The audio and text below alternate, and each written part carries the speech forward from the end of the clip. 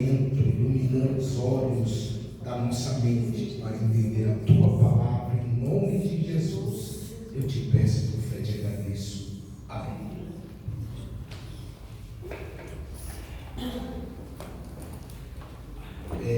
Hoje eu quero fazer um resumo acerca das cartas da prisão, meus irmãos.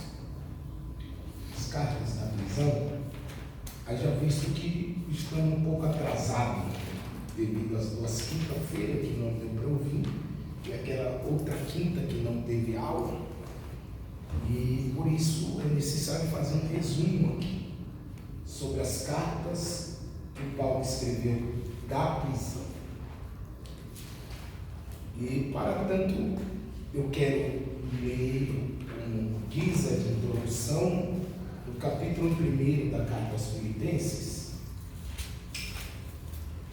Capítulo 1 da carta aos Filipenses, sendo que a igreja de Filipenses era a igreja que mais se preocupava com o apóstolo Paulo, era a igreja que mais tinha um carinho, um apreço por ele, e pelo fato de Paulo estar preso, essa igreja esboça uma grande preocupação para com o apóstolo Paulo. E Paulo, sabendo da preocupação que a igreja tinha para com ele, ele escreve essa carta com o propósito de consolar a igreja. Ele escreve com o propósito de dizer aos irmãos de Filipenses que a prisão dele contribuía para com o evangelho. E é isso que eu quero mostrar para os irmãos antes de abordar propriamente sobre as prisões de Paulo. Capítulo 1, vamos ler o verso 1. Paulo e Timóteo, servos de Jesus Cristo, a todos os santos em Cristo Jesus que estão em Filipos, com os bispos e diáconos. Então essa é a introdução de Paulo. E só nessa introdução aqui é um texto muito rico, só esse versículo que lemos, irmãos. Porque veja bem, Paulo e Timóteo, diga comigo, servos de Jesus. Servos de Jesus. Perceba que Paulo aqui não está mais se apresentando como apóstolo. Se você vê, a maioria das cartas é Paulo o apóstolo. Aqui ele não fala que é apóstolo, aqui ele fala que é servo. Por que ele fala que é servo? Porque ele está preso. E a prisão deixa a pessoa mais humilde. Vocês entendem isso? Então, pelo fato dele estar preso, irmãos, ele abre mão do título, ele fala, ele vê que ele não é nada. Ele fala, não sou o apóstolo, eu sou só um servo. Aprendemos aqui que Deus tem os seus meios de nos deixar humilde. Verdade.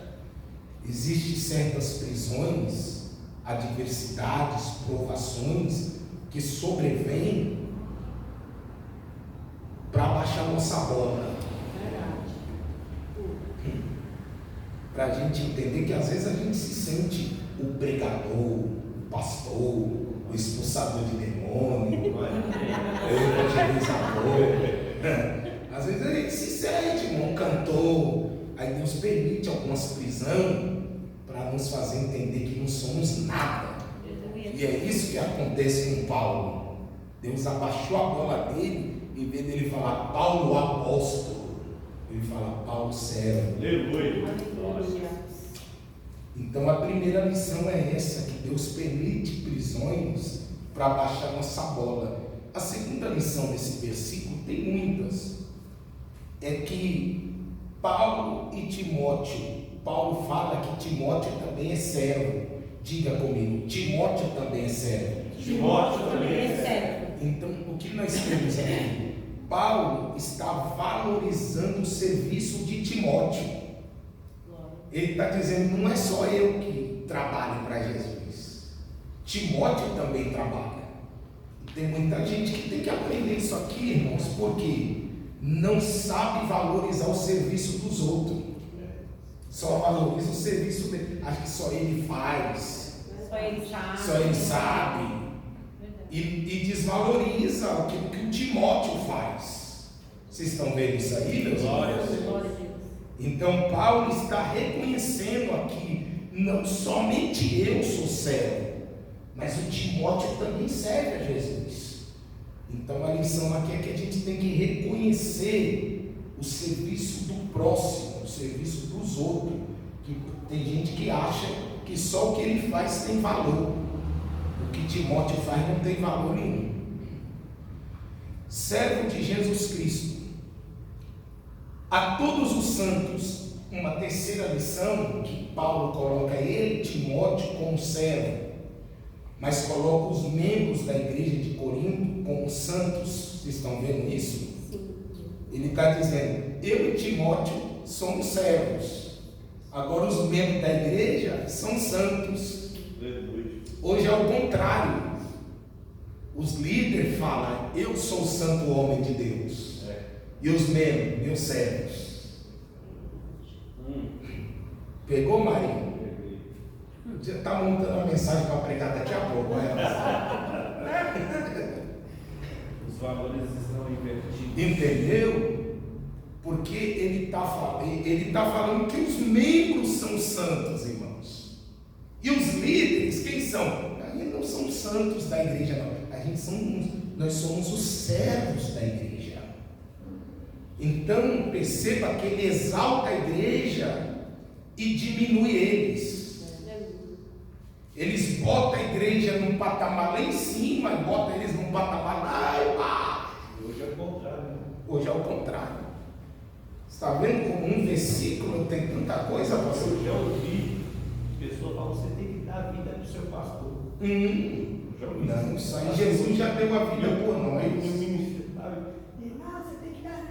Mas não é o contrário que a Bíblia diz que o bom pastor dá a vida pelas ovelhas? É o contrário. Então Paulo está mostrando aqui, irmãos, em outras palavras, que a igreja é mais importante do que os líderes. Não sei se vocês concordam, mas se está torta, Deus tira e coloca outro lugar. E a igreja? A igreja Continua. O líder pode mudar de igreja, a igreja fica. O líder pode cair, a igreja permanece de pé. valores invertidos. O líder, quando chegar no céu, não é mais líder. No céu só tem um líder. A igreja, quando chegar no céu, continua sendo igreja. Então, a igreja é mais importante do que o líder. Só para você dar glória, só existe líder se existe igreja. Se não existe igreja, para que existe líder, pregador, pastor? Não é a igreja que existe por causa do líder. É o líder que existe por causa da igreja. Você vê um versículo, é muito rico. Aí Paulo diz: a todos os santos em Cristo que estão em Filipos. Ele usa duas expressões, em Cristo e em Filipos. Você pode repetir? Em Cristo, em Cristo e em Filipos. Filipos. Aqui é aquela aula que eu dei sobre eclesiologia, que a igreja é composta por dois elementos: o organismo e a organização. O organismo são os membros, e a organização é a placa, é o estatuto, é o local que a igreja dá, é os usos e costumes. Vocês estão aí, meus irmãos? Então, em Cristo é o organismo da igreja, é os membros da igreja, é os crentes. Em Filipos é a organização da igreja, é o endereço dela. Glória. Aí ele diz por último, com os bispos e diáconos. Com os bispos e diáconos. A questão de bispo na mente de Paulo, irmãos, ele não, na mente de Paulo, pastor, bispo e presbítero é todo o mesmo nível. Você pode ler isso, a gente já estudou sobre isso aqui, mas se você quiser depois pesquisar melhor, Atos 20, ele chama os presbíteros de bispo e fala que os bispos têm que pastorear o rebanho. Então, na mente de Paulo, não é que presbítero tem um nível, o pastor tem um nível, o bispo tem. Não, na mente de Paulo é tudo farinha do mesmo saco. Vocês entendem isso? Amém.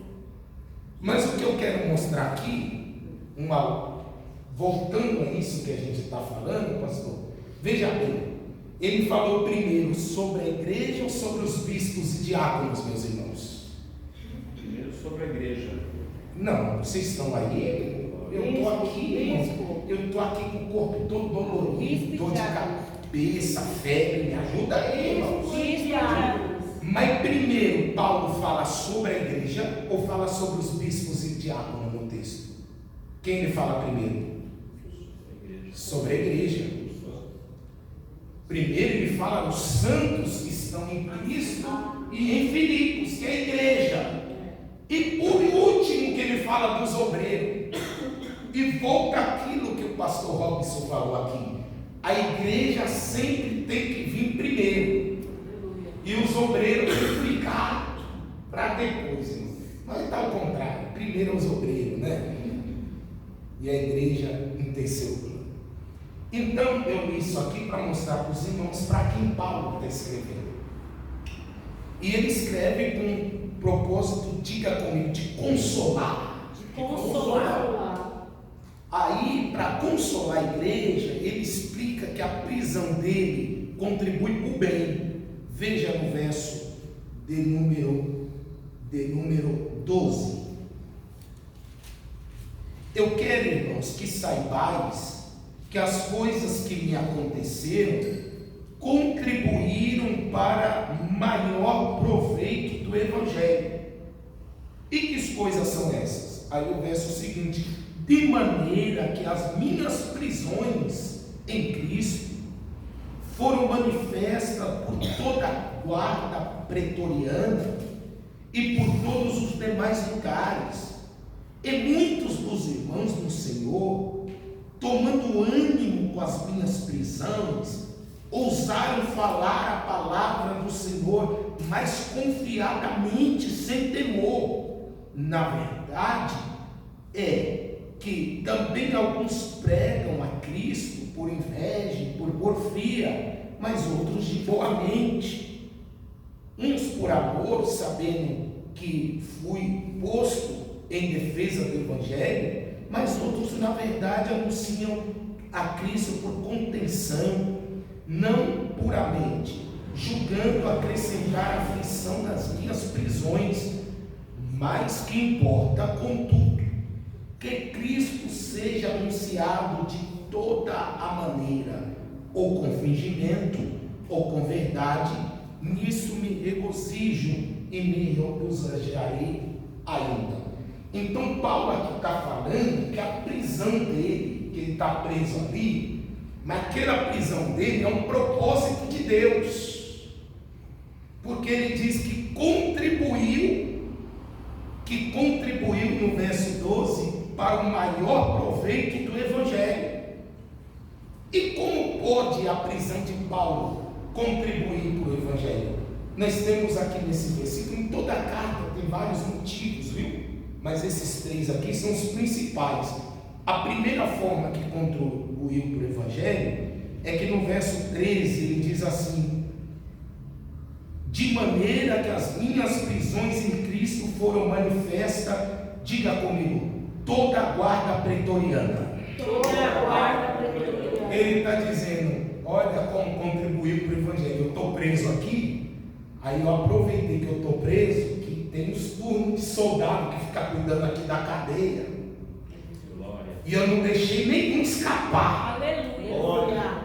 Eu preguei para toda, e a guarda pretoriana era a guarda de Roma, irmãos. Não era um soldadinho, não. A guarda pretoriana era aquela que o imperador selecionava os melhores soldados para tomar conta da capital do império. Não era qualquer soldado que podia exercer o seu ofício na capital do império. os soldadinhos lá pequenos, eles mandavam para Jerusalém, mandavam lá para longe. Em Roma só ficavam os grandão. Aí Paulo está falando, eu estou preso aqui, mas vocês acham que eu estou parado? Aleluia. Aleluia. Eu estou preso no corpo, mas minha alma está livre. Glória. Ele está dizendo, essa prisão não está me impedindo de pregar o Evangelho. Eu estou preso, mas estou trabalhando para Jesus. Glória. Em outras palavras, para descontrair, Paulo está dizendo, eu sou que nem bandeiro, eu apanho, mas faço festa. Apanho, mas faço festa, mãe. Forte. Então, irmãos, Deus tem seus meios de nos botar para pregar para quem Ele quer. É verdade, Deus. E se você ler as cartas de Paulo, você vai ver que ele ganhou um bocado desses guardas para Jesus, irmãos. E esses guardas passaram a ser conhecidos como os da casa de César. Diga comigo, casa de César. Casa de César. Quem já leu isso? Vamos ler aqui mesmo em Filipenses, mas em várias cartas Paulo escreve sobre os tais. Capítulo 4. Deixa marcando no capítulo 1 que a gente já volta. Verso 22. Quem pode ler, por favor? Todos os santos vos saúdam, mas principalmente aos que são da casa de César. Então, os da casa de César, quando se vê essa expressão na Bíblia, são os guardas que Paulo ganhou para Jesus, irmão. Por que da casa de César? Porque a casa de César era Roma. Então eles eram encarregados de cuidar da cidade de Roma, que era a casa de César, o imperador da época. Então, da mesma forma que a prisão não impediu Paulo de ganhar alma, eu profetizo que as provas não vão nos impedir de trabalhar para Jesus. Aleluia. Glória. A segunda coisa que Paulo diz, com a prisão, eu estou falando a primeira coisa aqui, viu? Eu ganhei a guarda todinha de Roma, preguei, ganhei a guarda não. Ele está dizendo que todos ouviram, aí não está dizendo se todos se converteram. Ele falou, todo guarda que passava por aqui, eu dizia a Jesus, salva, cura, batiza com o Espírito Santo e leva para morar no céu. A segunda coisa que a prisão contribuiu, o verso 14: e muitos dos irmãos no Senhor, tomando ânimo com as minhas prisões, ousaram a falar a palavra de Deus mais confiadamente, sem temor. Ele está dizendo, a minha prisão incentivou outros a pregar sem temor. Você não vai perguntar por quê? Por quê? Porque os crentes da época pensavam assim, se Paulo preso está provocando um prejuízo tão grande para o inferno, ganhando a guarda pretoriana, nós que está livre, a gente não pode ficar para trás. Incentivou eles. Eles estão dizendo, se Paulo preso está trabalhando para Jesus, a gente livre tem que trabalhar muito mais. Não ia dar para ficar atrás da sombra de Paulo também, né? Exatamente. Se a prisão não calou a boca de Paulo, eles estão pensando assim, se a prisão não calou a boca dele, porque a nossa boca vai ficar calada, a gente livre.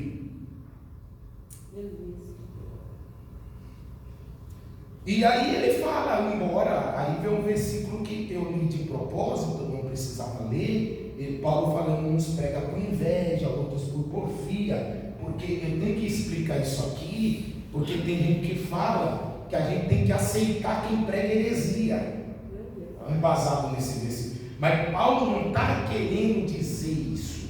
Paulo está querendo dizer do intuito da pessoa pregar. A pessoa está pregando a mensagem certa, mas a motivação dela está errada. Vocês entendem? A pessoa prega a mensagem como ela é, mas ela prega. Por quê? Se tem inveja da outra, não quer ficar para trás. Também você pregador.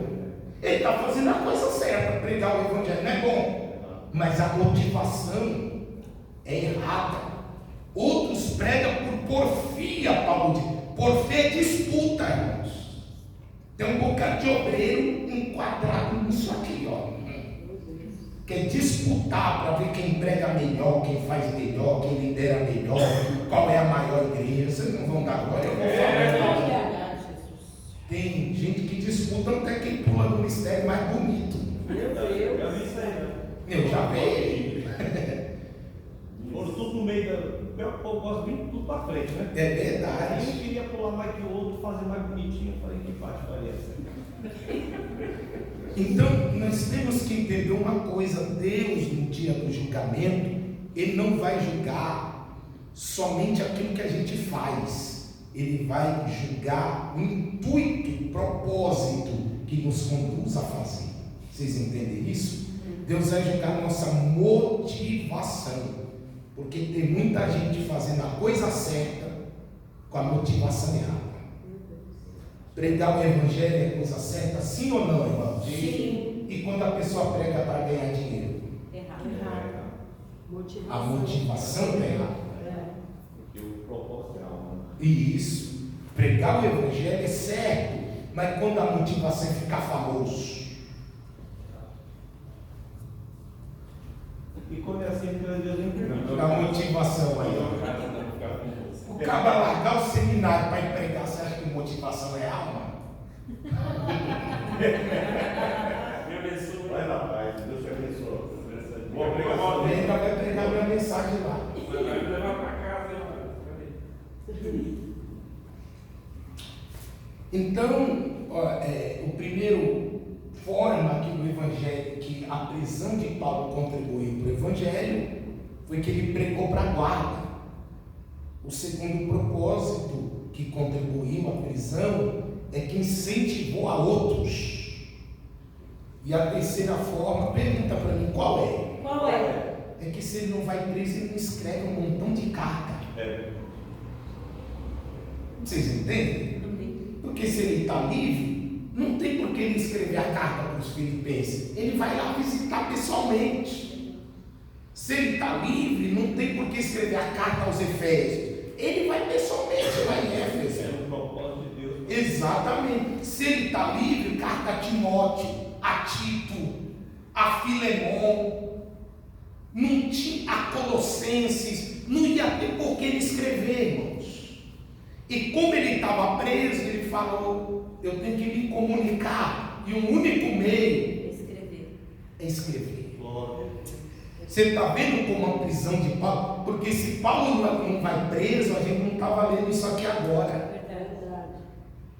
A gente ia faltar um monte de texto bíblico. Só quer falar, estou sentindo. Não, isso mostra também que o sofrimento ele produz fruto na vida do crente. E isso que eu estou tentando falar desde o início. Mas quando fala de sofrimento, os irmãos do Glória parece que vão embora assim.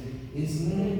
Irmãos, você tem que entender. Se você está na direção de Deus, até o seu sofrimento tem propósitos. Até aquilo que dá errado tem propósito. Porque às vezes a gente fala: meu Deus, eu estou fazendo de tudo para dar certo e está dando errado. Até um hospital que você vai doente, tem o seu propósito de você pegar, talvez para a enfermeira, sei lá para quem. Enquanto não pregar lá, a doença não sai. Vocês estão aí, meus irmãos? Foi assim mesmo quando a minha mãe foi internada.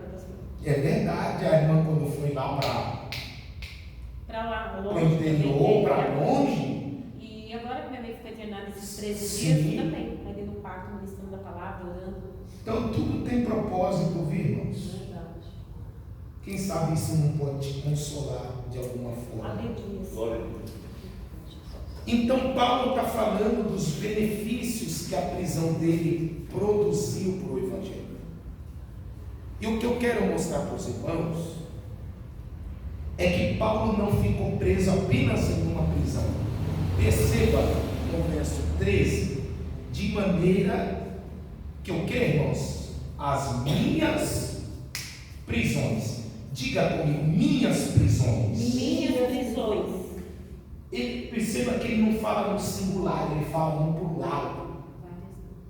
Ele não está falando que ficou preso em uma prisão, ele está falando que ficou preso em algumas prisões. E à luz da Bíblia, Paulo ficou preso em 5 prisões. Eu fiz até aqui entender mais um gráfico, porque para falar sobre as cartas da prisão, é necessário entendermos que Paulo passou por 5 prisões, ou ficou preso em 5 localidades distintas. Então, embora não vamos se deter de forma detalhada, falando sobre cada prisão de Paulo, até porque o nosso objetivo maior não é falar sobre as prisões, mas sobre as cartas que ele escreveu das prisões. E para entendermos sobre as cartas, nós temos que saber qual foi a prisão que Paulo escreveu cada uma das cartas. Os irmãos entendem o que eu quero dizer, meus irmãos? A primeira prisão de Paulo, Atos dos Apóstolos, capítulo 16, a prisão de Filipos.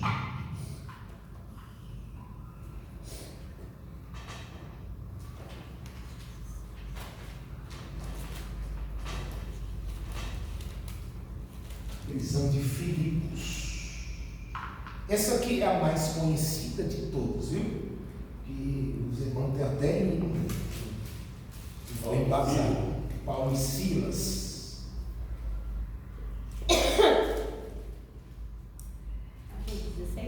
Atos 16. Quando Paulo aqui em Atos 16, a título, só para retomar, refrescar nossa memória, aqui é a segunda viagem missionária, vimos? Sim. Nessa segunda viagem veio um conflito entre Paulo e Barnabé, porque Barnabé queria levar consigo João Marcos, e Paulo falou que João Marcos não era digno de ir com eles, porque os abandonou na primeira viagem missionária. Já Barnabé disse: não, Marcos merece a segunda chance. Paulo falou: comigo não. Aí eles se separam. Aí Barnabé vai para um lado levando Marcos, região da Europa, e Paulo vai para outro lado levando consigo Silas. E quem é esse Silas?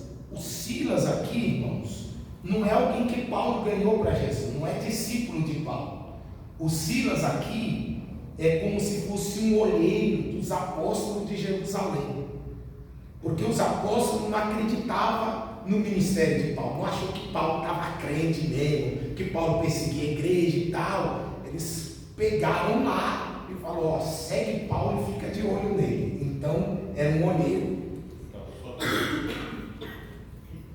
Você não ficar me olhando assim? Veja, vamos ver isso no capítulo 15.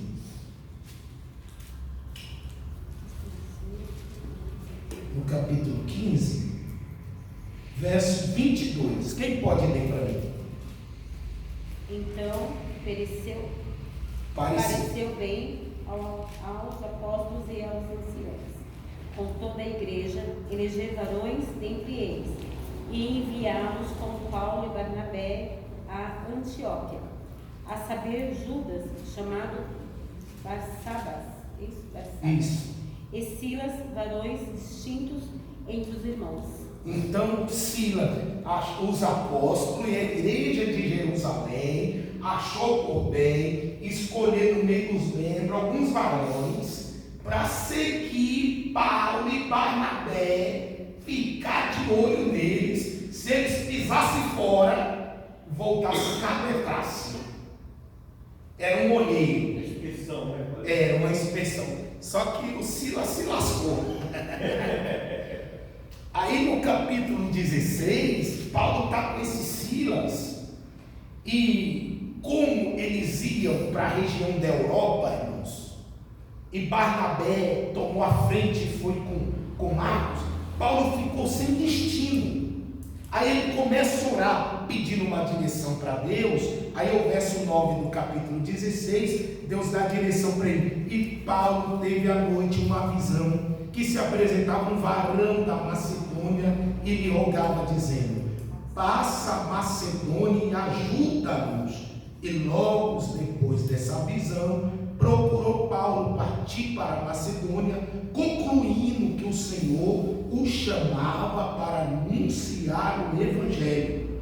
Então, como Barnabé foi com Marcos, ele foi orar a Deus: aonde o Senhor quer que eu pregue? Aí começou a orar. Aí ele tem a visão, não sei se um sonho ou uma visão mesmo, assim, de olho que Deus. Vocês creem em visão ainda, meus irmãos? Glória a Deus. Aleluia. Aí ele vê a visão de um cidadão vestido a camisa da Macedônia, para somente alcançar, estilo assim, vestido a camisa da Argentina.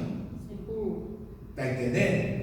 E ele falava, o cara vestido a camisa da Macedônia, dizendo: passa a Macedônia para nos ajudar. É a mesma coisa se você tem uma visão, alguém vestido a camisa da Argentina e falando: vem aqui para a Argentina pregar o Evangelho. O que você vai entender? Deus te chamando para pregar o Evangelho na Argentina. E Paulo então vai para Macedônia, que é a cidade grega, irmãos, e chega na cidade de Filipos, que era uma das capitais da Grécia. E quando ele chega lá, o verso 12 fala com o dia que ele chegou: e dali para Filipos, primeira cidade desta parte da Macedônia, que é uma colônia, e tivemos alguns dias na cidade. Perceba que o texto é claro em formar. Diga comigo: a primeira cidade da Macedônia. Todo mundo que quisesse entrar em Macedônia tinha que passar por Filipos. Paulo poderia pregar lá na última cidade, mas ele viu Filipos como um ponto estratégico. Se você analisar na Bíblia, toda a cidade que Paulo implantou o Evangelho era ponto estratégico, irmãos. Por exemplo, eu dei aula sobre Corinto. Por que Paulo implantou lá? Era a cidade portuária. Muita gente, marinheiro, ia lá e depois ia voltar para a sua cidade. Aí Paulo falando: eu botando o Evangelho aqui, eles vão vir ouvir, e quando for para a casa deles, ô glória! E quando eles vão embora, eles vão levar o Evangelho junto. Fala alguma coisa aí, meus irmãos. Aleluia. Em Éfeso, o templo da deusa Diana, eles iam lá adorar e fazer macumba. Aí Paulo falando: quando eu botar o Evangelho aqui, as caravanas vão vir, e quando eles forem embora, eles vão levar consigo o Evangelho. Então toda cidade que Paulo implanta o Evangelho é cidade estratégica, é a cidade que tem um movimento do povo. Filipe, para você ter uma ideia, era a cidade que vendia roupa e tecido. Era assim no Brás.